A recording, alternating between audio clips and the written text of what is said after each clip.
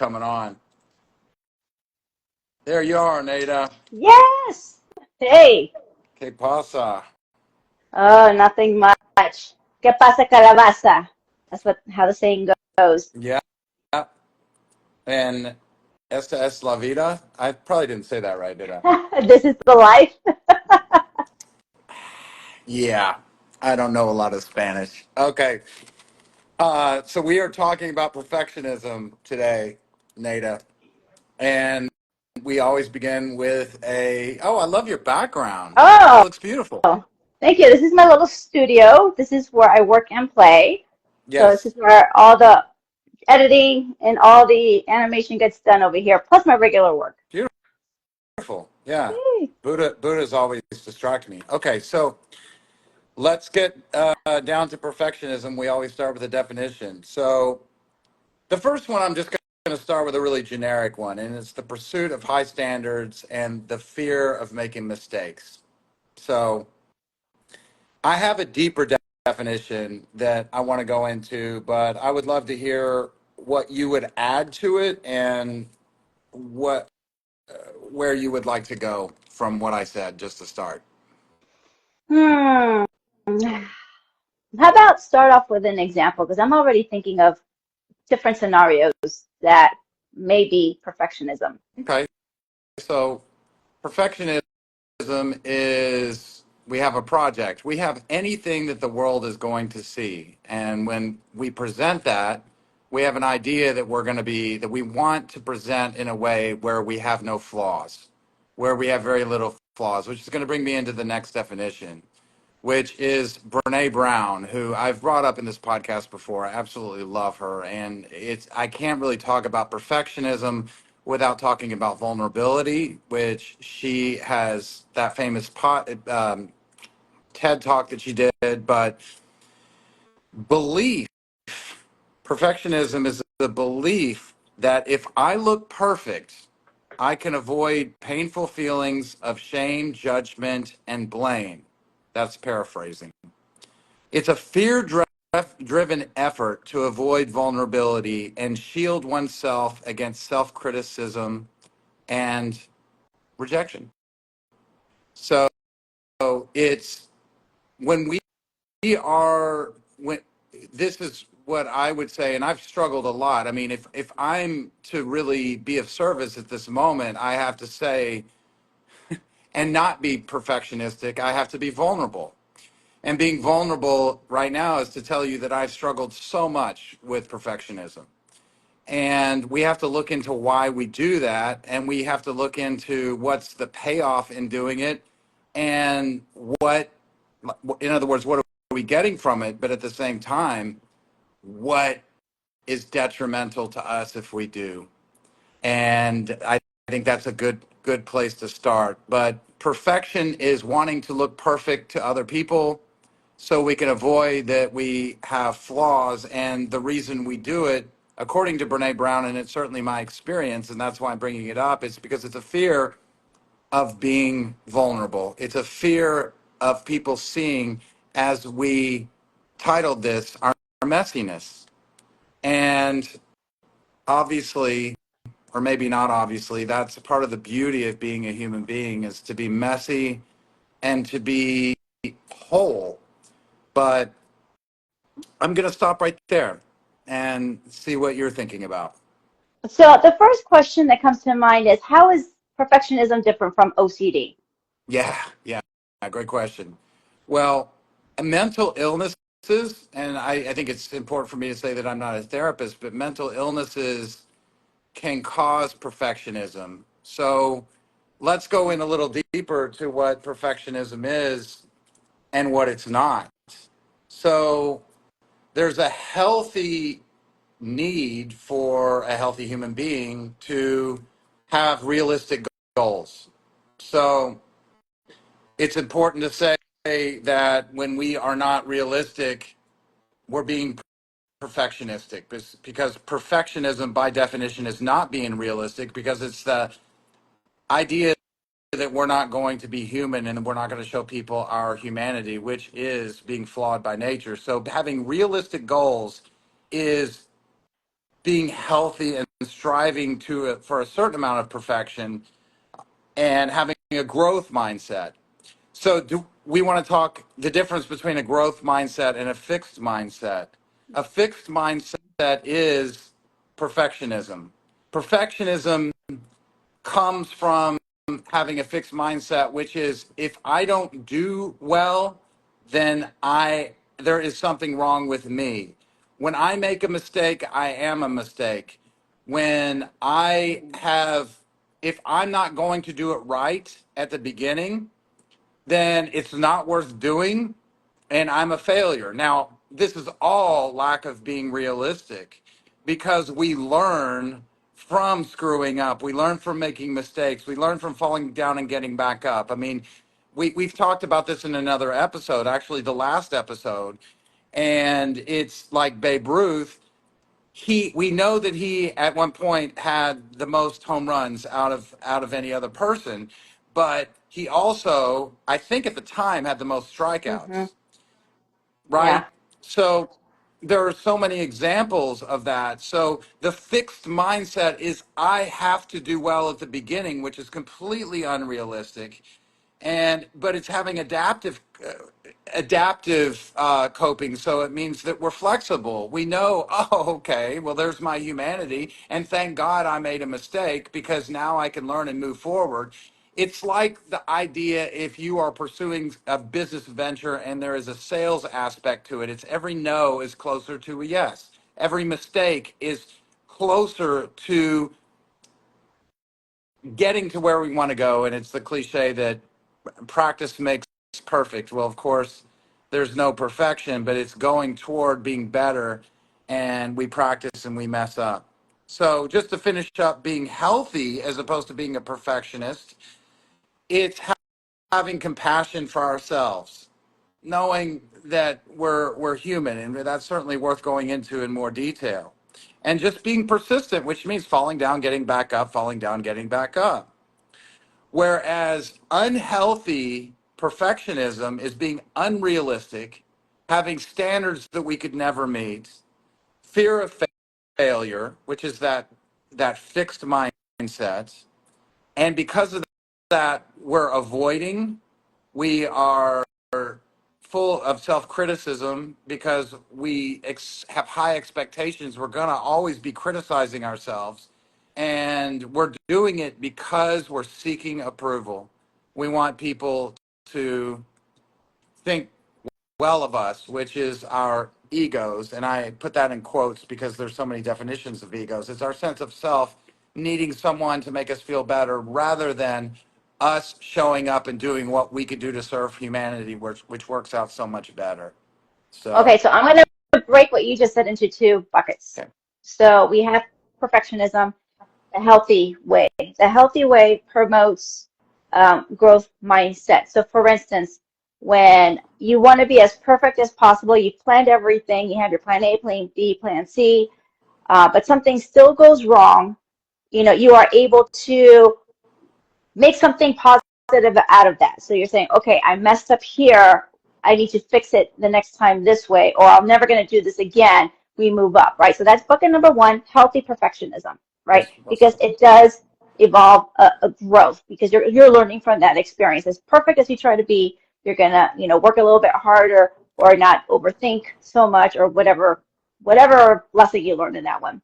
Right. Now, the unhealthy perfectionism, when it's a fixed mindset, which is what you're saying, is like I'm zeroed in on this and this is how it has to be. This is the beginning, this is the middle, and this is the end result that I expect, right? Then symptoms come out of that, right? So if there is no growth mindset, it's a fixed mindset. So then you develop a byproduct, which could be being controlling, um, your personality. You may be, not so nice to say the least, Inflexible, inflexible.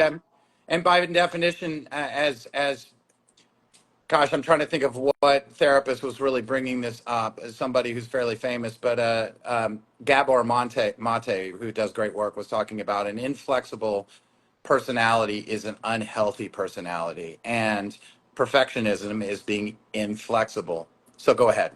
Yeah, so that's, I'm thinking about the byproducts. Um, And I'm going to throw this in there, which is what I think we talked about last podcast, was self-criticism, Yes. being, judgmental of yourself, right? So now you're just, slapping yourself Right. silly because you just didn't get it right. So we have Right. those two buckets Right. right there. Right. So, and I'm going to venture to say that the majority of people are in the second bucket, that we really self-sabotage ourselves with these negative um, perfection, or like you were saying, unrealistic goals that we have for being perfect in here. Is that what most people are at right now, where they look at themselves worse or whatever because they are not perfect? Well, yeah, I mean, I think I'd invite anybody to look at their own experience, and obviously, we go back and forth. We can be perfectionists at times, and we can look at what the consequences are for being a perfectionist. And again, perfectionist is having very high standards for ourselves that are unrealistic. And when we have those, yes, well said, self-criticism is a really big part of it, because we're expecting so much of ourselves. And how efficient is that? How effective is that, to spend a lot of our energy that we could be using to get ourselves out in the world, to connect with other people, all the things that really matter to us, to really live fully. Our That energy is being used to think about ourselves and to be self-critical. So yes, that gets in our way. Now, so we go back and forth. I mean, it's all or none thinking Hmm. to be perfectionistic, to be a perfectionist for one. But it's easy for us to think, am I a perfectionist or am I not? Well, I think a better question to ask is, at this given moment, or whatever given moment, am I indulging too much in perfectionism, which a lot of the time is self-criticism, or am I allowing myself to have a growth mindset, which we just talked about, and we can go into in more detail. But it's to be flexible, like you said, to be flexible and to be realistic. So here's some of the things too, that I encounter in corporate, which everyone does, is you have a role, and you have your job duties, and you're expected to execute those job duties to the best of your abilities. But when you mess up, like the employer may get very upset that you messed up. So I think um, what I'm getting at is, as much as we try to have a growth mindset, we might have an external source that pushes us down into the second bucket of perfectionism, or no, I'm sorry, the second bucket of perfectionism, where you start getting this inflexible mindset, right? Because it's not just, as you're growing up, you're being told, no, don't do that. You're doing it wrong. There's only one way to do that math problem or what have you. But you're also an adult. You're working in a corporate situation where now they're telling you, no, this is the way you have to do it. So you're basically the same thing. The math problem just became an adult problem, in Yeah. corporate world, where you get money, paid for that. So how can one deal with that, scenario in this case, when you're, as an adult, you're dealing this externally with other people that you have to work with? Yeah. So people have their own expectations, and it's really a relationship, I would suggest, that we're having with ourselves, because the perfectionism is a harsh conversation that we're having with ourselves. And I think it's I'm going to go off on a tangent and come back to this, a little bit of a tangent, but the reasons that one of the reasons that and it's really helpful to see the reasons we have self-criticism, and we indulge in perfectionism, is because, for one, society standards. We don't really, if you look at it, if you look at social media, if you look at advertising, if you open a magazine or see a trailer for a movie, so many of the things that we're bombarded with, it's lacking the really putting any emphasis on vulnerability, being human, being someone who learns from their mistakes. What we see is an end product. What we see is a person who's in the Olympics, to use what's happening right now, and they've gotten to that place. Or it is, we're being told, well, you're not enough through all of our advertising and the things that are told to us, and you can be better. And then we go to a job and we have a result, just to come back to what you're saying, that needs to be achieved. And so usually we're not told what we did right. We're told where we need to improve at best, where we screwed up at worst.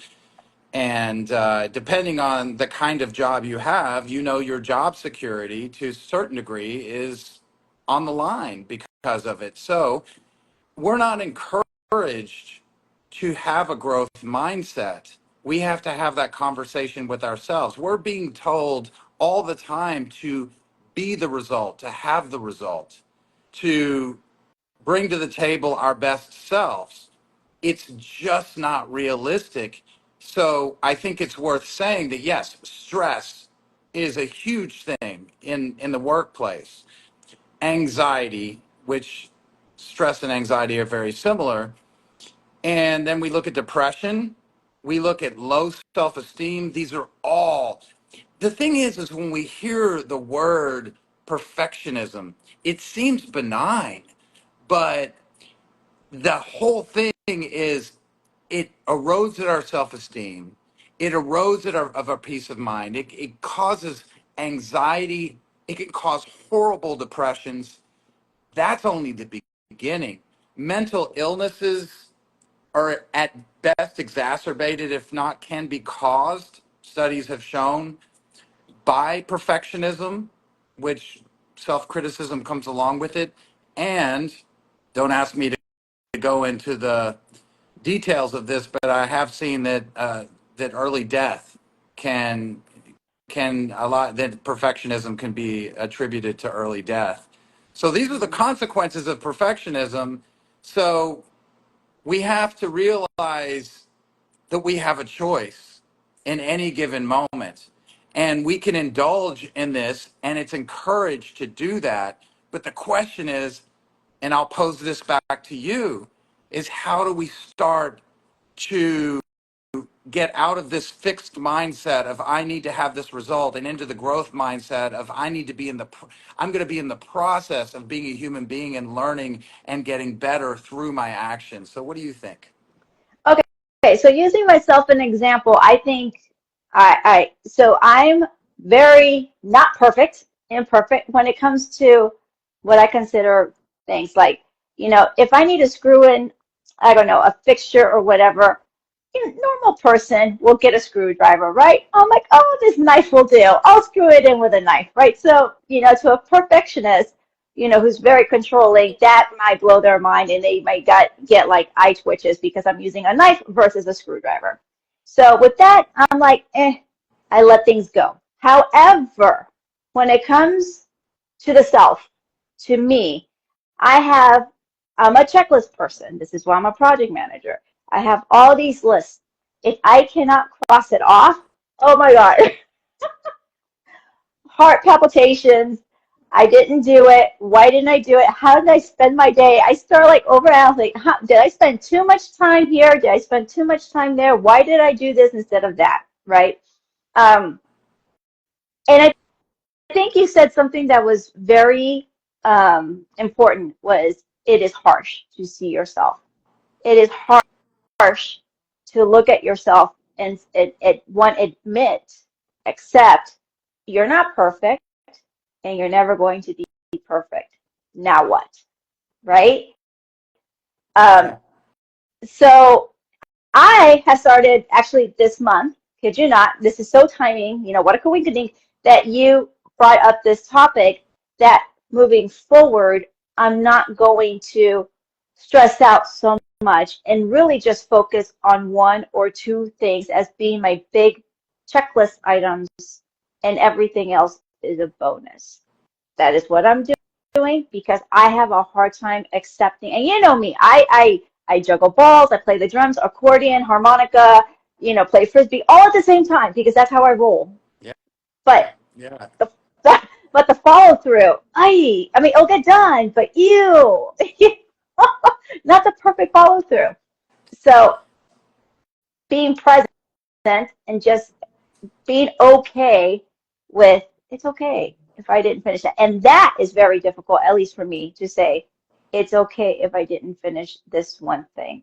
That is Right. tough because I think I come from an upbringing of like this has to get done, like today, not tomorrow, today, today. I even catch myself saying that to my kids. I'm like, hello, today, not tomorrow.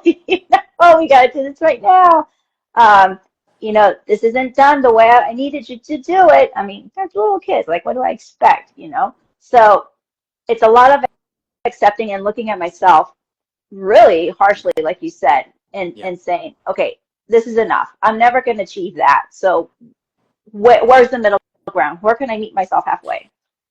Yeah. So, well, you said a word that I think is so important, and it really affects all areas of our lives. What degree of accepting are we doing? Are we accepting ourselves and accepting other people? So, self criticism is not accepting ourselves, and criticizing others is not accepting others, and criticizing situations is being in opposition to what's happening. So, one way to look at it is: are we fighting with life? Are we fighting with what is? Which that gets into the mindfulness and which that really is at the base of everything. There's Mm-hmm. nothing woo woo about mindfulness. It's so realistic. This is all about reality. This is all about reality. We are fallible human beings. Full stop. That's what we are, and we when we are fighting with ourselves, we are not accepting ourselves. And if we're doing that, think about how much energy we're wasting that could be used for living life, this short, beautiful life that we have. When we are fighting with other people, resentment by definition is to feel over and over again, which I've mentioned, and it's to have a dialogue over and over again about how somebody should be different. Or when we're with someone, we're annoyed with their humanity. So, or if we're in a traffic jam, we're annoyed with something we can't control. All of it is things we can't control. So, accepting what is really at the core, this self acceptance, and so that we can be with reality. So, being in a growth mindset and not being a perfectionist is being realistic. And the more realistic we are, the less painful emotions we have, like anxiety and depression, the less chance we have of health risks that can lead to an early death. And that's why, because everything's psychosomatic and affects us. And then, not to mention, it erodes at what is most important to us for most of us is relationships with other people. So if we are a Mm-hmm. perfectionist, we're walking around thinking that we know how things should be done with other people and that we know how we should be. And the truth is, we're exactly the way we are. And then the other thing that I'm stressing is it is the most unrealistic.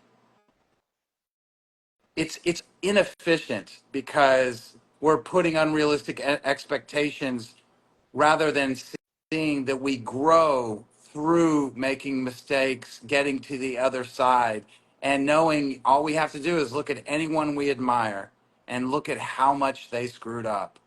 My old boss sold his last company for, and I mentioned this in another episode, for $100 million, but he had many things that failed.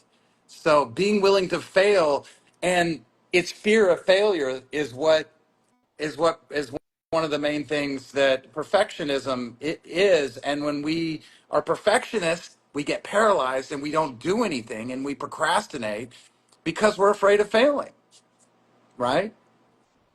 Yeah. I think, and we've talked about this before, failure, a lot of me, myself included, I didn't realize I had a fear of failure. I mean, even to this day, I'm still trying to figure out what am I fearful of to cause the procrastination. Is it the perfectionism in some aspects of my life where I need to have things go a certain way and be, tidy here or whatever in professional world, what I do, where is that coming from? And it goes back to, the mindfulness foundation, because it's how do you know? You don't. You really don't. I think the only way you can really dive into it is when you have the thought, if you are aware enough to Yes. stop yourself midway through that thought and say, wait, hold up, what does this mean? That is really the only way, I think. I mean, unless you go to therapy, of course. I'm not going to, you go to therapy, you sit down and you have these conversations and what have you, and they get delve in. But if you don't have the therapy, or you don't think you need the therapy, but that you have all these symptoms, I think that's, I don't know, you tell me, I think that's the only way you can really come to some sort of starting point. I love that. And I'll tell you what really this brings to mind is when we are triggered by something, there is, when we're triggered by something, and I heard Huberman podcast, he was talking about this today. So I don't want to take credit for this, but he said something beautiful. He said, when you are triggered by something, it's an invitation to have a learning moment, a teachable moment. So when we're triggered, what is that telling us? So why am I bringing this up when we're talking about perfectionism? When we're mindful and we're facing our feelings and we are facing our fears, that's the opposite of perfectionism. Perfectionism is a shield. It's not Mm. wanting to face shame, blame, rejection. We're not wanting to face these things that will hurt. So we're putting a shield between us and other people. And we want to put this inauthentic, let's call it spade to spade. We want to put this image forward of what people think of us. And that cuts us off from learning our lessons. It cuts us off from having true connections. And it cuts us off from ourselves. The opposite of being a perfectionist and saying, hey, I want the world to see me in this way. The opposite of that would be, I am fearful and I am afraid and I'm feeling messy, which is part of what we're talking about in this podcast, the beauty of being messy. I'm a messy human being at this moment, which means I'm afraid. I am feeling awkward. So, what I can do at this moment is be mindful of that, be aware of that, and move through it. Because, by definition, feeling fear and doing it anyway is what courage is. And that's why we grow. And that's the opposite of perfectionism. I didn't know this until I started saying this right now, but it seems true to me. I've never really thought about it in that way, but it certainly seems true. So it's a good reminder for me because I can procrastinate, I can get paralyzed, I can mess up the quality of what I'm doing, all because I'm being a perfectionist. And why am I a perfectionist? I'm afraid of failing. I'm trying to control things I can't control. I'm worrying about approval and what other people think. And I have this false idea that I'm not good enough. You know, I just like what you said, awkward. And it just clicked. In a world where you're trying to be like find a tribe, try to be with other people and just like be liked. Kind of like we never grow out of school, essentially. We're always trying to find people that like us or what have you. And we all have a little bit of awkwardness in us. Okay, we really do. And then that person that is the perfect model, the perfect Barbie or Ken, I'm talking about personality, that perfect image. And I'm just using them as symbolism, nothing against Barbie or Ken. I'm just using them as, what they represent. Um, it really, it's like they're afraid to be awkward. It's that fear of being awkward or just to be different. And that just kind of clicked for me because it made me understand a little bit more as to why people can be the way they are. And they are afraid of themselves, essentially, is how I'm interpreting. They're afraid of themselves for being that tiny little bit different. Because once they let that little awkwardness open, what else is going to spill out, Yeah. right? Because their true self is going to be out. Yeah, so we're looking to how other people see us, and that's lack of perfectionism. And I mean, that's perfectionism. So it's it's needing to get approval and put a certain image out there. And so, it's interesting. I don't know about you, but I find people who are awkward, in touch with their humanity, willing to be vulnerable. They're the people that I want to be around. And what is vulnerable?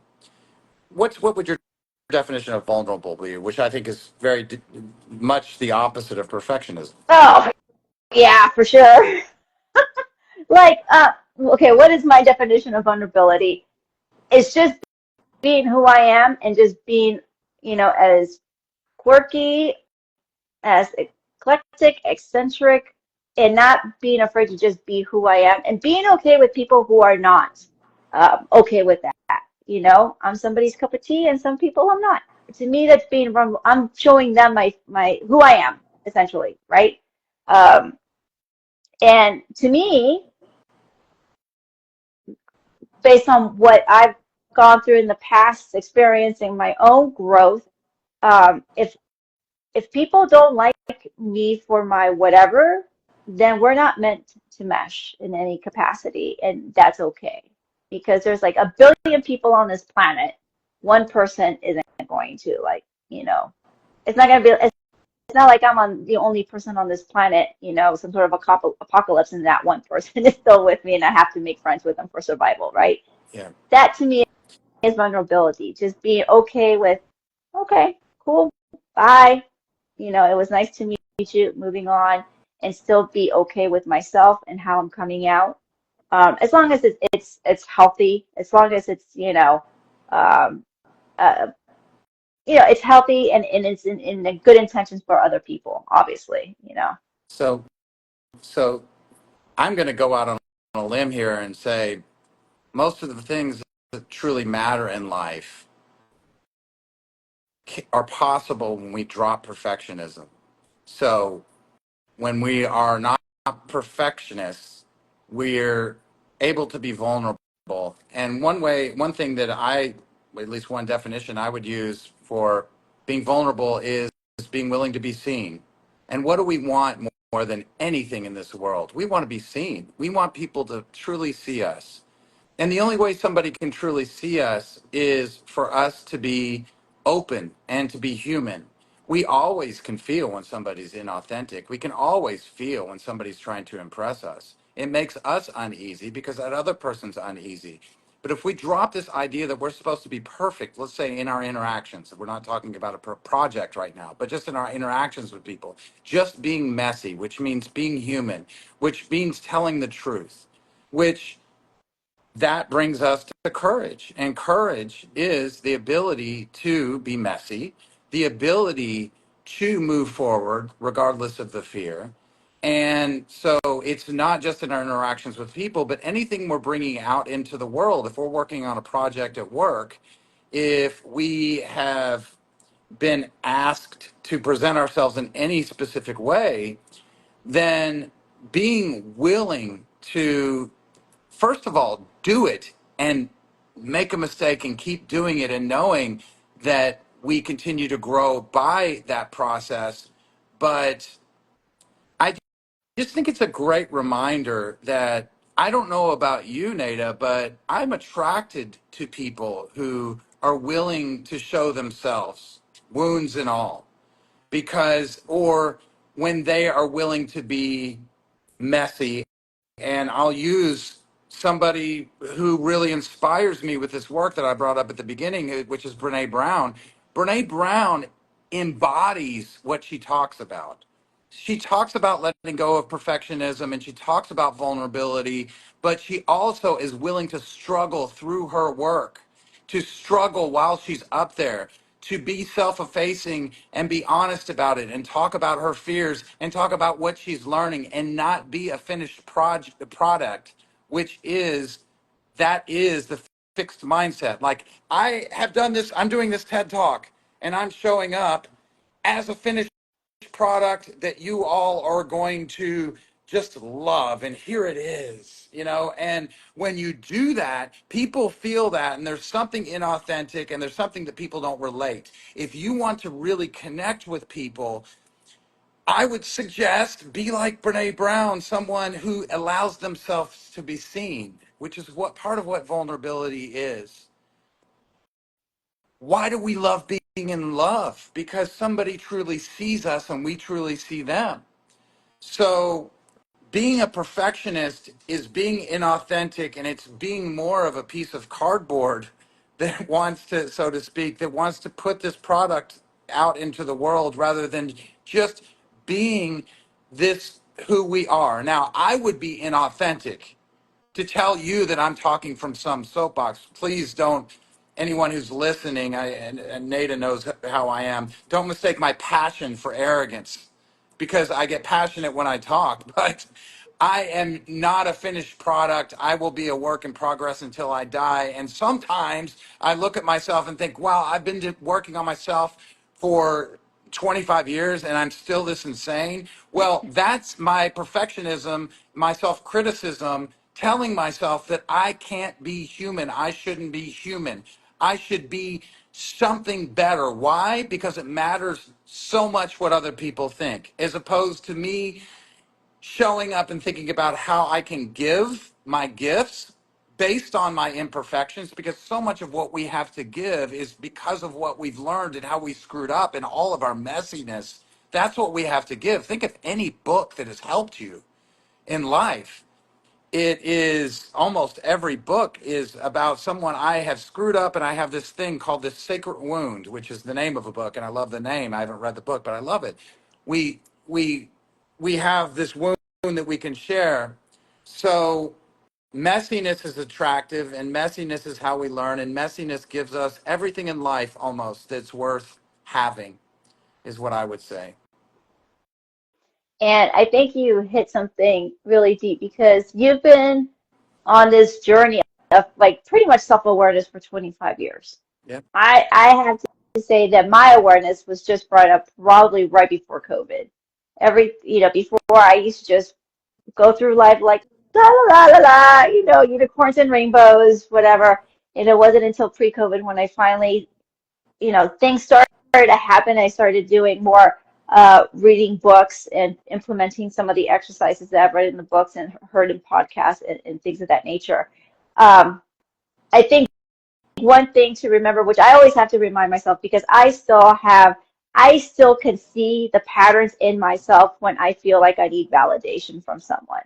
And I get so frustrated because I've come so far in this process, and here I am again, something happened, whatever, and then I'm like, I'm wanting a validation. I want someone to see me and what have you. And it's so frustrating. And it is pretty much you're spending your whole life working on this. That's something else that's very hard for me to accept because, like everybody else, we want things done now. We want it done yesterday. Okay, we dealt with that, nonsense. We moved on. I should be better. Yes, you are better, but you're not fixed. You know, you're not a car that you can just go into the mechanics and they'll repair you. They just get a new part and that's it. It's a done deal. It's a lifelong path, and I feel that a lot of people choose to stop because it is a long life. It's your whole life path, because it gets tiring. It does get draining. Always catching yourself. You're like, oh, there I go again. Right. I just thought that. Oh, there I go again. I was criticizing someone. There I go again. It's rough, dude. It's rough. And then you do get discouraged because, like, okay, well, where am I now? Yeah.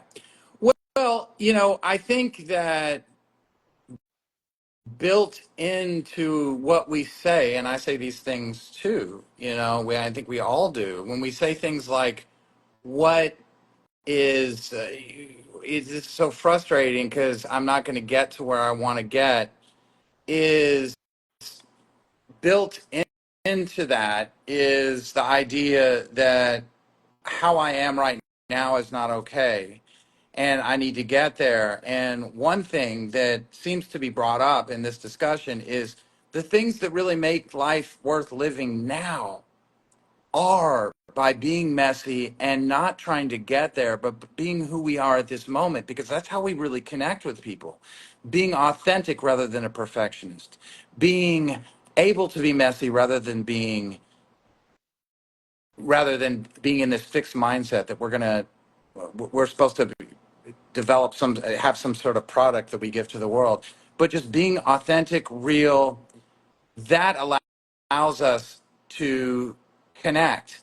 And what I would definitely invite anyone who's listening to think about is, when you see someone make a mistake, when you see someone who is in the process of learning and even struggling, do you really judge them that much? No, we judge ourselves. But we relate to them, and it disarms us to see someone being human. And what's even better is being okay with their humanity. That's what's beautiful about Brene Brown. She embodies someone who says, "Hey, I'm up here. I don't have it figured out, but I'm struggling with this. I do have some wisdom that I've learned through my research, and I'm up here telling you that I am not someone who is embodying everything that we would like to get to. I am here right now, just being sloppy, messy, and everybody relates. People relate to her, and that's why she had one of the top 5 most watched podcast, which is on vulnerability, which is so different from perfectionism. Perfectionism is unrealistic. It people don't relate to it, and we never get there. Right? That's the thing, Mm-hmm. is we never get We there. And never get there. personal development is learning, feeling pain, moving through, and knowing that growth begins at the end of our comfort zone. And that if we continue to grow, the gift is in the growth. The gift is in moving through and getting to have deeper experiences of life and having more human experiences of life. I want to just say that I spent a good part of my life chasing enlightenment, which, you know what I was chasing? Perfection. This may be controversial, and I love being controversial, but this may be controversial to spiritual leaders, and I don't care, but people who are advertising that they have gotten to some place called realization, enlightenment, or whatever. Really? Have you gotten to it depends on what kind of projection we're putting on that and what that person is maybe saying. But is there really some place that we're going to get where we have arrived? I went to India, Nepal. I followed gurus, and this is me being vulnerable, because I thought that they had some key to life that I could get to, and I was going to be okay permanently. And guess what I found out with all those? All of those people were probably more fallible even than I was. They were human beings. So I've never met a human being who wasn't human. And I have given up on the idea that I'm going to get somewhere. What is matters is this moment. And in this moment, am I being human? Am I being real? Or am I being critical of myself? Am I lacking self-compassion? Am I being unrealistic? Am I indulging in this false idea that I'm not good enough? And am I buying into these bullshit societal expectations that are given to us by people who are trying to sell us things, that are saying, you are not enough the way you are, you need to be better if you get this and be here or whatever, when the people who are sharing this with you are fallible just like you and me? Wow, thanks for sharing. I didn't know that about you. Look at What that. did you not know about the About you, guru thing? yeah, about the guru thing.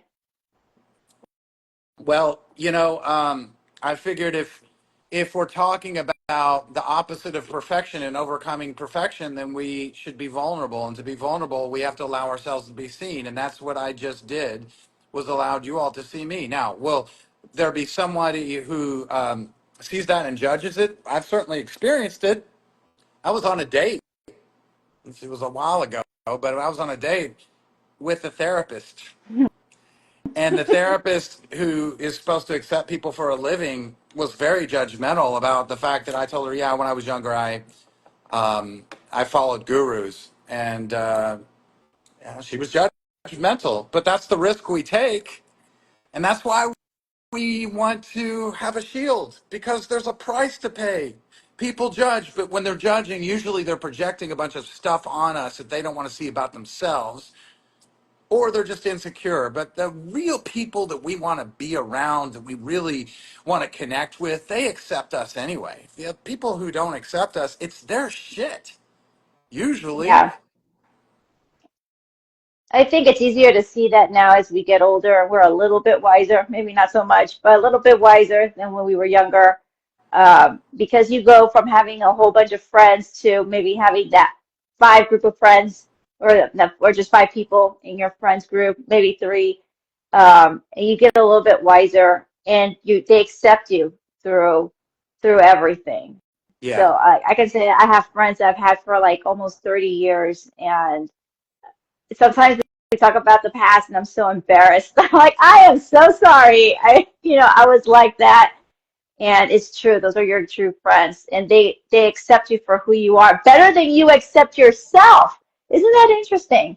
I just realized my friends have been like more accepting of me for who I am better than I'm accepting of myself. Well, we are so much harder on ourselves than we are on other people, and the people who love us see us more clearly than we see ourselves, because we're too busy being perfectionists and being self-critical. I want to stop for a quick commercial break, and I want you to do me a favor and talk to someone who's listening. So All right. there's a guy named Phoenix, and along the lines of what we're talking about, I want you to say, Phoenix, I see you. All right. Phoenix, I see you. So, Hi, Phoenix. Phoenix is he's young, and he is going to go through a lot of these things that we have been through and are still struggling with. But somebody at his age, in his early 20s, it's so important for people to know that we see him. And I know you, Phoenix, very, very well. And I love you, just like Mr. Rogers said. He's too young to know who Mr. Rogers is, probably. Just the way you are. And that's what we have to know is like, this is a young man who's let me get to know him. And the more I've gotten to know him, the more I've cared about him. And that is an example of why vulnerability is so important. So we see you, Phoenix. I just wanted to say that. And, the further we get, speaking of being young, from being a child, the more we expect ourselves, I think, to be some form of perfect, whatever the hell that means. And we lose track of this child that we still are deep inside, that wants to be accepted and is awkward. And I've had a very good mentor of whoop, mine. my I've had a dog. mentor.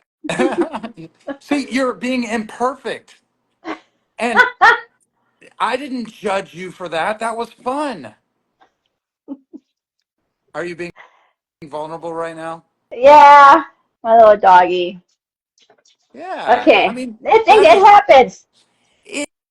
It happens, and why should I, when I'm doing this podcast, I mean, they don't let us do live streams on our computers, so I'm sitting here talking on my phone, and it could fall down. I've got a dog sitting here who has diarrhea, who could be scratching at the door in any given moment and have diarrhea on the floor. I mean, life is by definition just messy, and for us to think that we have to project some kind, that's what's beautiful about COVID, that we can do things like this and not have this polished thing. I mean, dogs bark. Good. You know what we realized in COVID was when dogs were barking when we were having business meetings, people were like, "Oh, thank God you're human." Thank God you're human. And one of the biggest gifts I did, and this is, I'm sorry, a little bit of a tangent, but I spent 2 years in a job talking to the highest C-level, VP level executives in Los Angeles, and when I called, like if it was a guy and I would say, hey man, they loved it when I would just treat them like normal human beings because people look at them as these authority figures and they're human beings. And the more I help them see that I see them as a human being and I ask them questions and they were more willing to be vulnerable with me, I felt a connection with them. So this is really, these are examples. I connected with you when you dropped your camera, and when people are get having the courage to tell the story about themselves, or when people are willing to make mistakes and just apologize and get right with that, that's when I really connect with people and see people, and that's what we really want.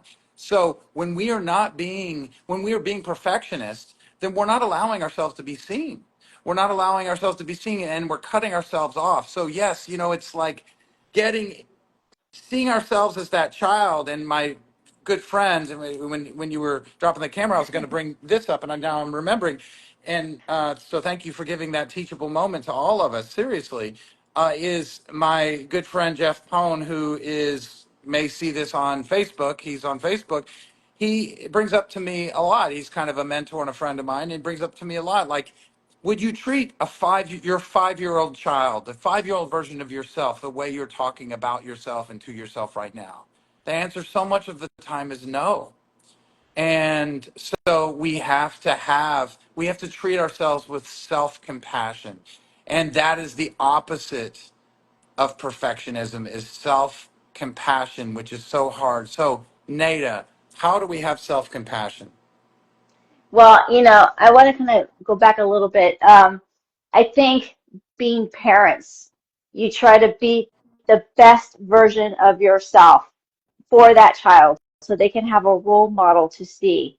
And as you were talking about, all this imperfection, and I was trying to think about like how many times do I show my vulnerability to my kids to show them, to teach them that it's okay to make mistakes. And I don't do that enough. I don't do that very often, actually, because everything is based off routine. And I'll say, oh, I forgot, oh, mommy forgot, oh, once in a while, I'll say, oh, mess up here. And then they'll quickly see, oh, mom, you messed up, and then you just kind of laugh it off. But I think that's an additional stress as a parent that you may have, to be perfect for that child, right? So, man, that's a tough one because you don't want to mistreat your own inner child. You don't want to mistreat your child, but at the same time, are you putting enough facade but being too perfect in front of your child? Well, I think Eckhart Tolle talks about this a lot. And when we're living through a self-image, uh, we can fall into perfectionism.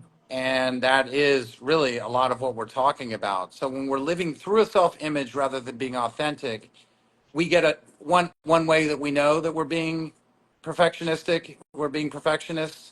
is when we are defensive. If somebody says you messed up, or Mm-hmm. well, you could have been better. And what I'm not a parent, so I have really no takes a lot of audacity for me to even comment on this because I haven't raised children. And but and it's such an admirable thing to do, and I can't imagine how difficult it is. But when we are a parent, I think it's probably very easy to fall into a self-image, because that self-image is, I'm a parent, you're a child, and I'm here to teach you.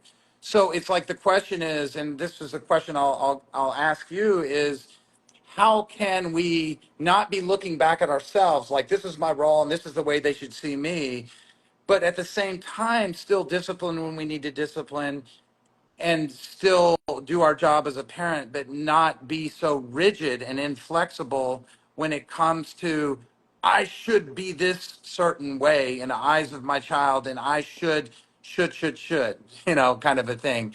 How do you do that? I don't know. I'm not a parent. I don't know either because it's not something I'm like actively thinking about. You know what I'm saying? I just go with the flow and go through things and that nature. I actually would have to pay attention now that we're having a discussion. I would have to pay attention to see what I'm doing, to show that I am vulnerable and that they too can be vulnerable.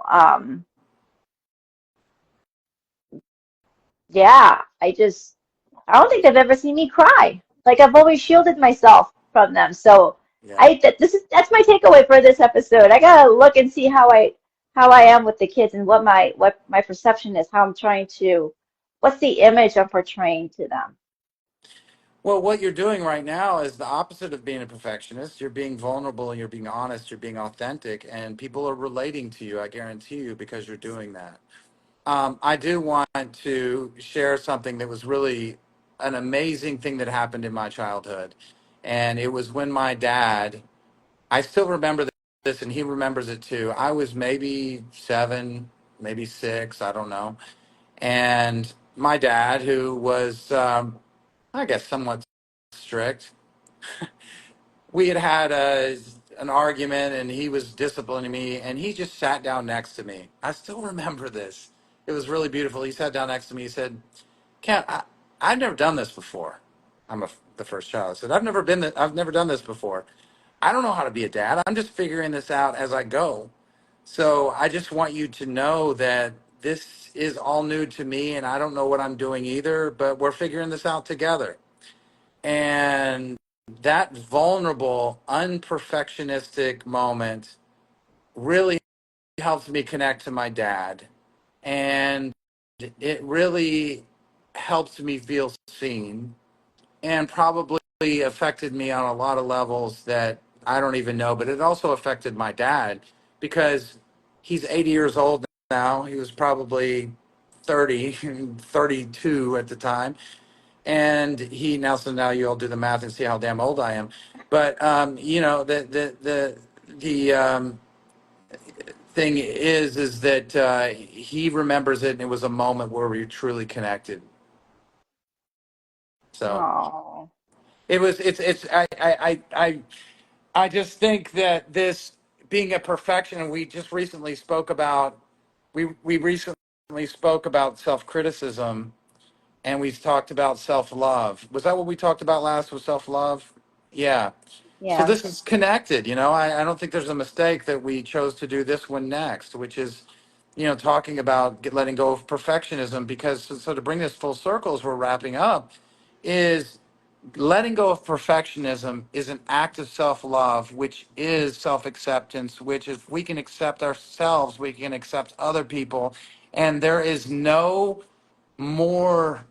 nothing more at the core that is more, more life transforming, as far as I can tell, in my sloppy, messy, going down a lot of bad cul-de-sacs self-help journey in the last, and spiritual journey and all that in the last 25 years. And I'm saying all of those adjectives to tell you it's not just I've been doing this for 25 years. I've been doing this very imperfectly, and coming out on the other side, I'm learning that I've really starting to learn that self-acceptance is one of the most life transforming things, because it goes right to the core, and that is what we do when we let go of acceptance. I agree. I I really mean, when we do. let go of perfectionism, sorry. Yeah. Yeah, no, I get you. No, I think accepting yourself, was it know thyself is essentially what it is. Know thyself, accept thyself. Yourself is who you are. A lot of doors open up in in many different ways. Yeah. Yeah. So, Melanie, Julie, Tony, some people whose names aren't there. Do you know any of their names? Yesenia Nune, human hybrid. Oh, the gym.